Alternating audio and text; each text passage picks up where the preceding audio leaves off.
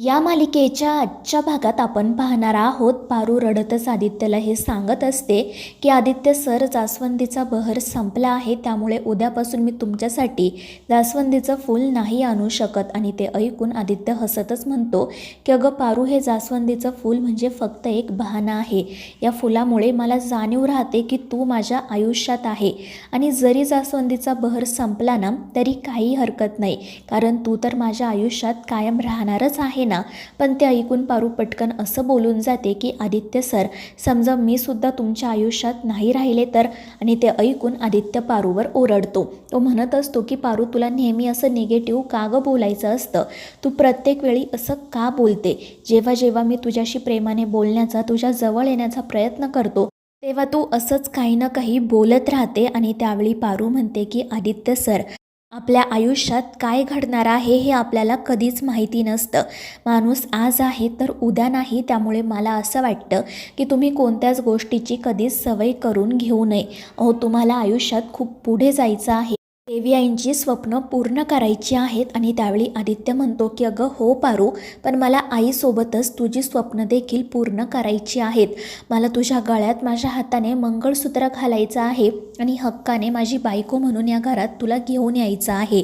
आणि आदित्यचं ते बोलणं ऐकून पारू त्याच्याकडे पाहतच राहते. तिला सतत सावित्रीचं बोलणं आठवत असतं की तू आदित्य बाबांना तुझ्या मंगळसूत्राचं सत्य सांगून टाक. पण पारू आदित्यला काही न सांगण्याचाच निर्णय घेते. आणि मग त्यानंतर ती आदित्यला त्याची कॉफी प्यायला सांगते आणि तेथून निघून जाते. परंतु बाहेर आल्यानंतर ती खूप रडत असते. पण मग त्यानंतर ती मनाशी निश्चय करते की काही झालं तरी मी जे पाप केलं आहे त्याची शिक्षा मला मिळायलाच हवी.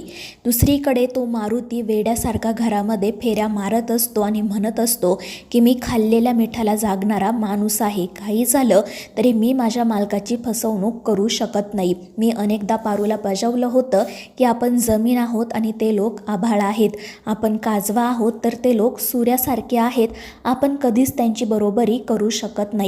पण माझ्या पोरीने माझं नाही ऐकलं. तिने त्यांच्याशी बरोबरी करण्याचं स्वप्न बघितलं, आणि फक्त स्वप्न नाही बघितलं तर आता तिला ते स्वप्न जगायचं सुद्धा आहे. आणि मग तो म्हणतो की जगायचं आहे? नाही नाही, काही झालं तरी मी तिला जगू देणार नाही, कारण तिने जे पाप केलं आहे त्याची शिक्षा तिला मिळायलाच हवी.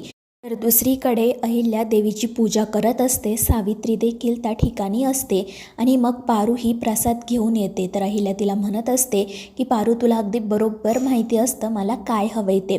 आणि मग त्यानंतर पूजा संपन्न झाल्यावर अहिल्या पारूला हळदी कुंकू लावते, तिला आणि सावित्रीला प्रसाद देते. त्यावेळी पारू म्हणत असते की देवी आई, आज मला तुमच्याकडे एक गोष्ट मागायची आहे. अहिल्या म्हणते की पारू, तुला जे हवं ते माग, कारण मी तुला वचन दिलं आहे. आणि त्यावेळी पारू म्हणते की हो देवी आई. आणि मग ती अहिल्याला असं म्हणते की मला तुम्ही वचन द्या की तुम्ही माझ्या बाला अभय द्याल, त्याला कधीच तुमच्यापासून दूर करणार नाही, आणि माझ्या गणीला ना खूप शिकवून मोठा साहेब बनवणार. आणि पारूचं असं बोलणं ऐकून अहिल्या आणि सावित्री तिच्याकडे आश्चर्याने पाहतच राहतात. अहिल्या म्हणत असते की अगं पारू, हे काय बोलतेस तू? आणि मुळात तुला असं का वाटते की मी मारुतीला माझ्यापासून दूर करेल? आणि राहिला प्रश्न गणीचा, तर तू देखील त्याला शिकवून मोठं करू शकतेस ना. पण पारू रडतच म्हणते की देवी आई, प्लीज मला वचन द्या. आणि त्यावेळी अहिल्या नाईलाजाने म्हणते की ठीक आहे पारू, मी तुला वचन देते, कधीच मी मारुतीला माझ्यापासून दूर करणार नाही, आणि गणीची अगदी आदित्य प्रीतमप्रमाणे काळजी घेईल. आणि ते ऐकून पारूला खूप आनंद होतो. ती डोळे पुसत म्हणते की देवी आई, आता बघा सगळं कसं ठीक होईल ते. आणि मग ती सावित्रीकडे जाते, तिचा हात हातात घेत म्हणते की आत्या, तुम्ही स्वतःची काळजी घ्या, मी लवकरच परत येईल. आणि मग ती त्या घरातून बाहेर पडते. पण पारूचं असं विचित्र वागणं पाहून अहिल्याला प्रश्न पडतो की नेमकं घडलंय तरी काय. दुसरीकडे मारुती बाजारामध्ये आलेला असतो. आणि मग त्यानंतर त्याला जे सामान हवं ते खरेदी करून तो एका पारावर जाऊन बसतो. त्यानंतर तो त्याच्या पिशवीमधून एक साडी बाहेर काढतो आणि त्या साडीकडे पाहत म्हणतो की पारू, आजपर्यंत मी तुझ्यासाठी कधीच काही घेऊ शकलो नाही, पण आज मी तुझ्यासाठी ही साडी घेऊन येणार आहे.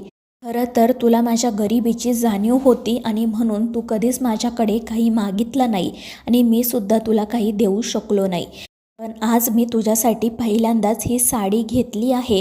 पण मग त्यानंतर तो म्हणतो की पहिल्यांदा की शेवटची. आणि मग त्यानंतर तो पारूचाच विचार करत बसतो. पण मग थोड्या वेळानंतर तो म्हणतो की नाही, आता मला भावनांमध्ये अडकायचं नाही आहे. पारूने जे काही केलं आहे त्याची शिक्षा तिला मिळायलाच हवी. आणि मग तो त्याच्या खिशामधून पॉयझनची एक बॉटल बाहेर काढतो आणि म्हणू लागतो की पारू, तू लहानपणी माझ्याकडे खाऊ मागायचीस, पण मी तुला तो खाऊ कधीच देऊ शकलो नाही. पण आज मी तुझ्यासाठी असा खाऊ आणला आहे जो या जगातला कोणताच बाप त्याच्या मुलीसाठी घेऊन गेला नसेल. आणि मग तो घरी जाण्यासाठी निघतो. दुसरीकडे पारू तिच्या वैजूसोबत बोलत बसलेली असते. ती रडतच म्हणत असते की वैजू, तू मला अगदी माझ्या मैत्रिणीसारखी आहे. माझ्या मनात जे काही असतं ते मी सगळं तुला सांगते. मी आत्तापर्यंत तुझे खूप लाड केले आहेत, तुला काय हवं नको ते बघितलं आहे, पण यापुढे मी तुझ्यासोबत नसेल. त्यामुळे आता तू स्वतःची काळजी घे, वेळेवर चारा खा. आणि मग ती रडतच त्या वैजूला मिठी मारते आणि मग घराकडे जाण्यासाठी निघते. जेव्हा ती तिच्या दारात येते तेव्हा ती पाहते की सकाळी तिने जी रांगोळी काढलेली असते ती रांगोळी पुसली गेली आहे. आणि मग पारू पुन्हा ती रांगोळी नीट करते आणि मग रडतच घरात जाते. घरात गेल्यावर तिला सगळीकडे गणीचा पसारा दिसतो. त्याच्या वह्या पुस्तकं इकडे तिकडे अस्ताव्यस्त पडलेल्या असतात आणि मग पारू ते सगळं उचलते आणि व्यवस्थित जागेवर ठेवून देते. आणि त्याचवेळी तिला गणीच्या एका वहीमध्ये तिच्यावर गणीने जो निबंध लिहिलेला असतो तो सापडतो आणि मग पारू तो निबंध वाचू लागते. त्यामध्ये गणीने लिहिलेलं असतं की माझी आदर्श व्यक्ती माझी बहीण पारू आहे. ती मला खूप आवडते, ती माझ्यावर प्रेम करते, ती माझी खूप लाड करते आणि मी तिला प्रेमाने तायडी म्हणतो. माझी तायडी सगळ्यांना सांभाळून घेते. माझी आई नसतानासुद्धा तिने मला अगदी आईसारखं सांभाळलं. ती माझी आईच आहे. ती असली की मला आधार वाटतो, भारी वाटतं ती असल्यावर. मी तिच्याशिवाय राहू शकत नाही. ती पण माझ्यावर खूप खूप खूप प्रेम करते आणि तीच माझी आदर्श व्यक्ती आहे. आणि गणीचा तो निबंध वाच पारू रडतच ती वही जवळ घेते आणि मग त्यानंतर ती तिच्या आईच्या फोटोजवळ जात म्हणू लागते की आई, बघितलं का गं, गणीने माझ्याबद्दल काय लिहिलं आहे. त्याने तर मला आईची उपमा दिली, पण त्याला माहीत नाही की मी त्या लायकीचीच नाही आहे. त्याला माहीत नाही की त्याची तायडीसुद्धा चुकू शकते आणि मी आता जी चूक केली आहे ना ती खरंच खूप मोठी आहे गं. त्याची शिक्षा तर मला मिळायलाच हवी. आणि मग ती पुढे असंही म्हणते की आई, आता थोड्याच वेळामध्ये मी तुझ्याकडे येईल, निदान तू तरी मला माफ करशील ना गं, कारण आपल्या दोघींना मिळूनच आता बाची आणि गणीची काळजी घ्यावी लागणार आहे. मला तुझ्या कुशीमध्ये डोकं ठेवून खूप रडायचं आहे. मी आता खरंच खूप दमले आहे गं. ही सगळी नाती सांभाळणं माझ्यासाठी खूप कठीण झालं आहे आणि म्हणूनच मी लवकर तुझ्या जवळ येणार आहे. तर मित्रांनो, या मालिकेच्या पुढील भागांमध्ये आपण पाहणार आहोत मारुती जेव्हा बाजारातून घरी येतो तेव्हा पारू घरीच असते. मारुतीच्याकडे एक पिशवी देतो.